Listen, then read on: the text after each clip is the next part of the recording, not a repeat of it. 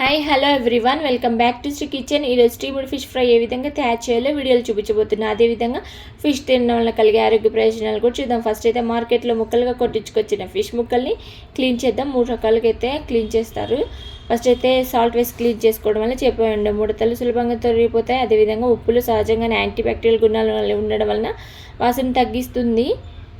ఈ విధంగా ఫస్ట్ అయితే సాల్ట్తో క్లీన్ చేసుకున్న తర్వాత పసుపు వేసి క్లీన్ చేసుకోవాలి. ఇందులో కూడా యాంటీ బ్యాక్టీరియల్, యాంటీ మైక్రోబియల్ పారాసైట్లను చంపి చేపను శుభ్రం చేస్తుంది, వాసన తగ్గిస్తుంది.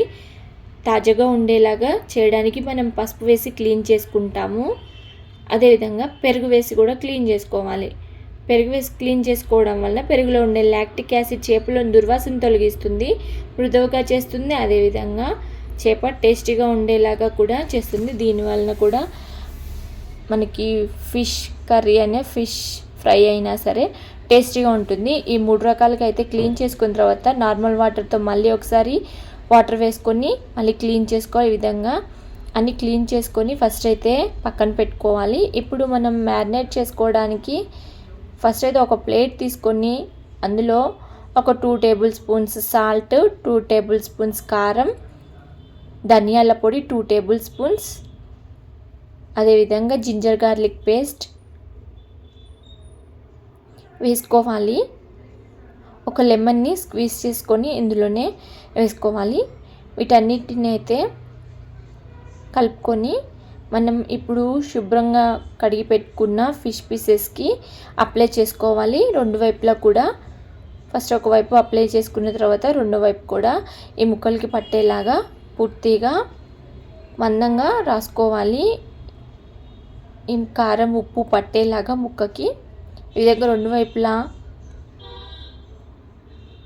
ఈ కారం ఉప్పు పట్టించిన తర్వాత మనము ఒక ప్యాన్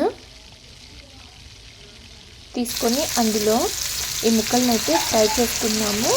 ఎక్కువ పీసెస్ ఉండడం వల్ల నేను 2 పెట్టుకున్నాను. ఒక ప్యాన్, ఒక దోశల ప్యానము, ఈ రెండింటిని పెట్టుకొని అయితే ఫిష్ ముక్కల్ని వేయించుకోవాలి, ఫ్రై చేసుకోవాలి. ఈ విధంగా ఫిష్ ముక్కలు ఎక్కువగా ఉన్నట్లయితే 2 యూజ్ చేసి చేసుకోవడం వలన మనకి త్వరగా అయిపోతుంది ఫిష్ ఫ్రై అనేది. ఇప్పుడు ఫిష్ ఫ్రై అయిపోయింది అనుకోండి, అయిపోలేదు, ఇంకా మనం ఈ ఇంగ్రీడియంట్స్ తీసుకుందాము. గ్రీన్ చిల్లీ, మిరియాలు, జీలకర్ర, కొత్తిమీర, లెమన్, వీటన్నిటిని తీసుకుందాము. వీటిని ఒక మిక్సీ జార్లో వేసుకోవాలి. గ్రీన్ చిల్లీ 4-5 తీసుకున్నాం కదా వాటిని, అదేవిధంగా జీలకర్ర, మిరియాలు,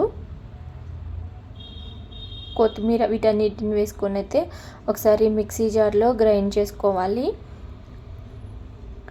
ఇప్పుడు ఒక కళాయి తీసుకొని ఇందులోనే ఒక 2 టేబుల్ స్పూన్స్ వరకు ఆయిల్ వేసుకోవాలి. ఆనియన్స్ వేసుకొని ఒక ఆనియన్ కట్ చేసుకొని సన్నగా వీటిని వేయించుకోవాలి. ఇవి ఎర్రగా వేగే వరకు వేయించుకోవాలి. ఆనియన్స్ అనేవి ఇలా వేయించుకున్న తర్వాత వీటిలో ముందుగా మనము మిక్సీ జార్లో పట్టుకున్న ఈ కొత్తిమీర, పచ్చిమిర్చి, మిరియాలు, జీలకర్ర వీటి మిశ్రమాన్ని వేయాలి. పచ్చివాసన పోయే వరకు వేయించుకోవాలి. పూర్తిగా పచ్చివాసన పోయే వరకు తిప్పుతూ ఉండాలి. ఆయిల్ అనేది మనకి ఆటోమేటిక్గా పైకి వచ్చేస్తుంది. ఇప్పుడు ఇందులోనే కస్తూరి మెత్తి వేసుకోవాలి. ఇప్పుడు ఇందులోనే వేగిన తర్వాత కస్తూరి మెత్తిని ఈ విధంగా స్మాష్ చేసుకొని ఇందులో వేసుకొని మళ్ళీ ఒకసారి అయితే తిప్పేసుకున్నాము. కస్తూరి మెత్తి వేయడం వల్ల ఈ ఫిష్ ఫ్రైకి ఇంకా టేస్ట్ వస్తుంది. వాటర్ సరిపోయినట్లయితే కొంచెం వాటర్ వేసుకొని మళ్ళీ ఒకసారి అయితే తిప్పుకుందాము. వీటన్నింటిని కొంచెం వేగే వరకు వేయించుకొని సిల్వర్ ఫాయిల్ పౌచ్ తీసుకొని మనం కర్రీస్ ఏవైనా పార్సిల్ లేదా కట్టేయడానికైనా మనం ఎటైనా బయటకు వెళ్ళేటప్పుడు యూజ్ చేసే ఈ సిల్వర్ ఫాయిల్ కవర్స్ ఇంట్లో ఉన్నా సరే, లేదంటే మనకి స్వీట్ షాప్లో లభిస్తాయి. వీటిని ఒకసారి తీసుకొని వీటిలో ఫస్ట్ అయితే మనం పేస్ట్ లాగా చేసుకున్న ఈ ఆనియన్స్, కొత్తిమీర మిక్సీ పట్టిన ఈ మిశ్రమాన్ని కింద వేసుకొని దాని తర్వాత వేయించిన ఫిష్ ఫ్రై ముక్కను ఒకటి వేయించుకొని దానిపైన మళ్ళీ ఒకసారి ఇదే లేయర్ని వేసుకొని ఇంకొక పీస్ పెట్టుకోవాలి.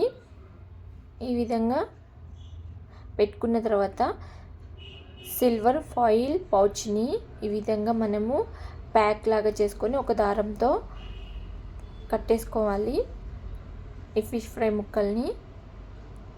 ఇప్పుడు వీటిని స్టీమ్ చేయడానికి ఇడ్లీ పాత్ర ఉన్నా సరే, లేదంటే గిన్నెలో వాటర్ వేసి బాయిల్ చేసుకున్నా సరిపోతుంది, స్టీమ్ చేసుకున్నా సరిపోతుంది. ఈ విధంగా స్టీమ్ చేసుకున్న ఒక 20 మినిట్స్ తర్వాత మనం ఓపెన్ చేసినట్లయితే ఈ విధంగా ఫిష్ ముక్క అనేది మంచిగా ఉడికిపోతుంది. ఇంకా మనకి చాలా టేస్టీగా ఉంటుందండి. ఈ విధంగా ఒకసారి డిఫరెంట్గా ట్రై చేసి చూడండి. ఇంకా రెండో విధానం అయితే, ఇప్పుడు మనం వేయించుకున్న ఫిష్ ఫ్రై ముక్కల్ని ఆయిల్ వేసి ఆనియన్స్ వేగిన తర్వాత కారం, ధనియాల పొడి వేసి ఒకసారి తిప్పుకోవాలి.